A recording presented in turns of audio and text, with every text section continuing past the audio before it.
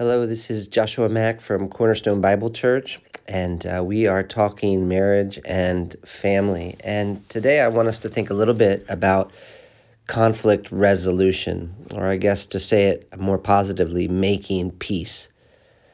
And of course, making peace is important because of peace, the value of peace. It's difficult to put a price tag on peace and on peaceful relationships. There's really hardly anything sweeter in this life, especially in your home. In fact, I think this is something even most unbelievers would long for. It's definitely something that we read about a lot in the New Testament. It's kind of amazing how much of the New Testament is devoted to one topic: peace and unity among believers. And while there are all kinds of different ways the Bible stresses the value of peace, one of my favorites is found in Ephesians chapter 4, verses 1 through 3, where Paul writes, "I, therefore, a prisoner for the Lord, urge you to walk in a manner worthy of the calling to which you have been called," which is huge if you think about the calling to which we have been called. Walk in a manner worthy of being chosen by God. Walk in a manner worthy of being adopted by God. What could possibly be worthy of that? What kind of life looks like a life that's worthy of that kind of calling? Paul explains, with all humility and gentleness, with patience, bearing with one another in love, eager to maintain the unity of the Spirit in the bond of peace. And so there are all kinds of ways we might stress the value of peace and peace in a marriage relationship. We could talk about how it makes our life more enjoyable, how we hate conflict. But it's important to think of peace in terms of our relationship with God. One of the primary reasons peace in Christian marriages and in Christian homes is important is because of the way it honors God and calls attention to the great work He has done for us and in us. God values peace. We value peace. But unfortunately, we all know that while peace is so valuable, most human relationships are not characterized by peace, at least not for long. Instead, all too often, strife, conflict, quarrels, fights, and battles mark our relationship with one another. Certainly in the world among unbelievers, but we know also in the church among Christians and in homes where Christians are married to one another. How many of you know of relationships in conflict right now? That's not a new problem. Alexander Strauch writes, throughout Scripture, we see the ugly reality of sin displayed in cruel wars and fightings, even among those who were called to be God's people. What was the first sin recorded after Adam and Eve were driven from the Garden of Eden? Cain killing his brother Abel. And it was somehow connected to worship. Jacob and Esau battled one another even in the womb. Joseph, jealousy over their younger brother's favorite status with their father, drove 10 of Jacob's 12 sons to sell Joseph into slavery. The wilderness, over and over, the people of Israel quarreled with one another, and especially with Moses, and it got so bad that at one point Moses wanted to die. Saul, David, King Solomon, the New Testament. Jesus is killed by the religious leaders. His own disciples during his earthly life were quarreling with one another over which one of them was the greatest. And those are just a few examples. And if those examples teach us anything, they teach us that it's very hard for us to have peaceful relationships. Even the best relationship, it's amazing, and I'm sure you've seen this. It really doesn't take us long to figure out ways to hurt one another. I sometimes feel like I'm always naturally on the verge of destroying relationships. And I don't think that's being melodramatic, actually. We could easily, if God left us to ourselves, break the best relationship. We need help. We need help knowing how to live at peace personally. And we need help knowing how to live at peace in our families and in our churches. It's amazing how confusing relationships can become. And so we need to go back to God's Word and see what principles we can learn about living at peace. And because conflict can be so confusing, I think it's good to start at the basics. And I'm just going to touch on a very, very, very, very, very basic issue. And that is what a conflict is.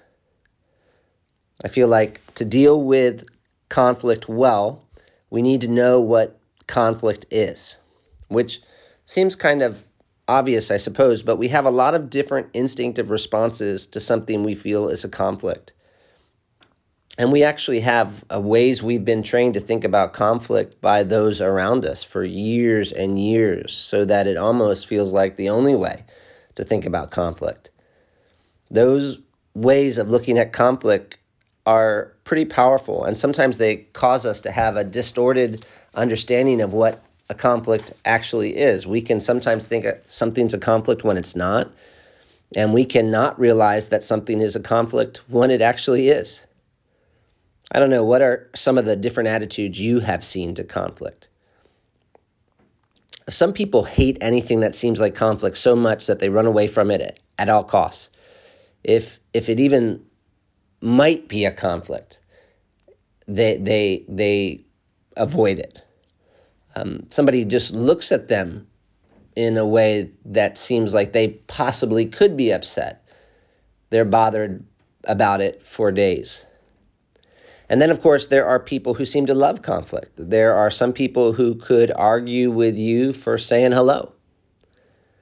People are different. This is a conflict. This is not a conflict. What does the Bible say? If we're going to make peace, we have to have a biblical perspective on conflict.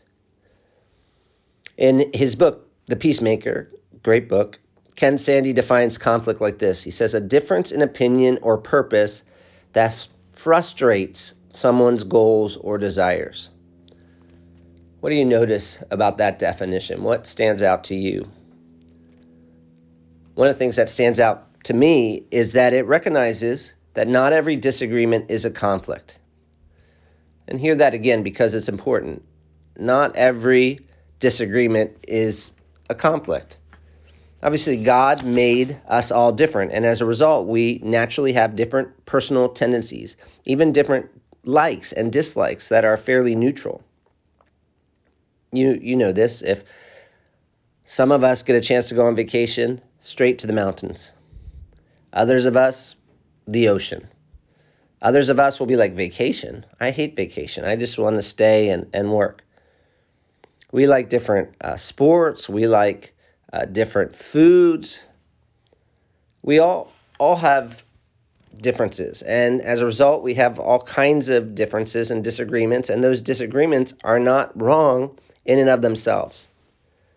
I know sometimes, especially couples, can, when they first get married, at least have a fairy tale view of marriage, and they think they'll never have different opinions about anything. And obviously, that's just foolish. A couple that gets married, any couple, is going to be different in many ways. And as a result, they're going to have many different disagreements. And that's not necessarily a bad thing. Disagreements among people are to be expected. Some people think the difference between a good friendship and a bad friendship is that a good friendship doesn't have any disagreements and a bad friendship has all kinds of disagreements. And that's really not true at all. Differences and disagreements between a husband and wife can actually be beneficial. Even if we think about the way that God describes the church, he describes the church as being like a body. So just as it's good that we have different parts of our body, it's good that we're different within the church and more specifically within a marriage. Actually, the truth is, if you're both the same in every way, one of you is kind of unnecessary, right? You can probably identify some of the ways that differences in marriages can be beneficial. It can cause you to think about something from a perspective you've never thought about it before. For example, if you have different instincts with money. I tend to be a saver, so if I get money, the first thought I'm given money, the first thought I have is, man, I just can't wait to get it into the bank for some reason. Marta, on the other hand, when we're given money, she's thinking about the kids. And so if we get extra money from someone, she's thinking, how can we give this money to our children so they can benefit? Now, hopefully when I'm thinking about saving money, the reason I'm thinking about saving money is because I'm thinking long-term for the children. And when Marta's thinking about spending the money, she's thinking about needs the children have right now. And that's by itself just a difference. Both can be good. Both probably could also not be good. But it's a difference. And the fact that we have that difference enables us to think about things from a different perspective. Differences can enable us to accomplish things more effectively. For example, in a marriage, if one of you is really laid back and just likes to have fun, and the other is super organized, the difference between you can make your family run more smoothly. If you both are the exact same way, you can easily end up being a caricature of really an uptight family, or really a family that could accomplish more, but is always kind of wandering this way or that because there's no organization. Differences can make our lives more interesting and enjoyable. I used to have a friend who loved looking at birds.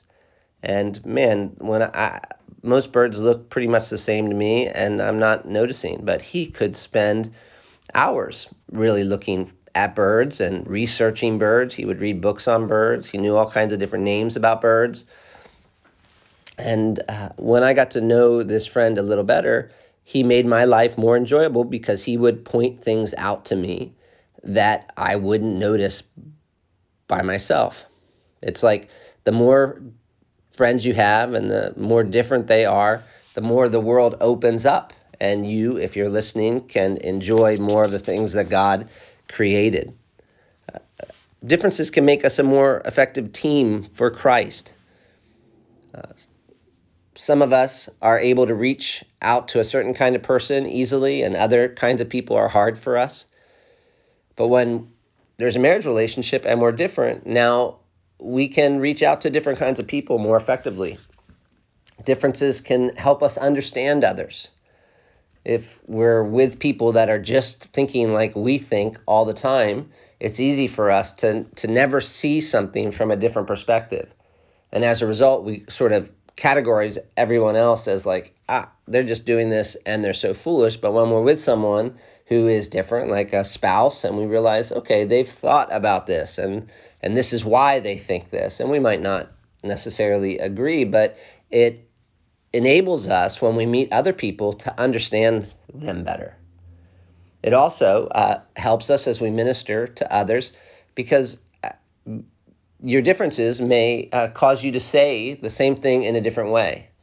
The Proverbs talks about the tongue of the wise makes knowledge acceptable. And so it might be that you can learn from your spouse how to speak the truth more effectively to someone else than you normally would, because they're showing you a different way to communicate.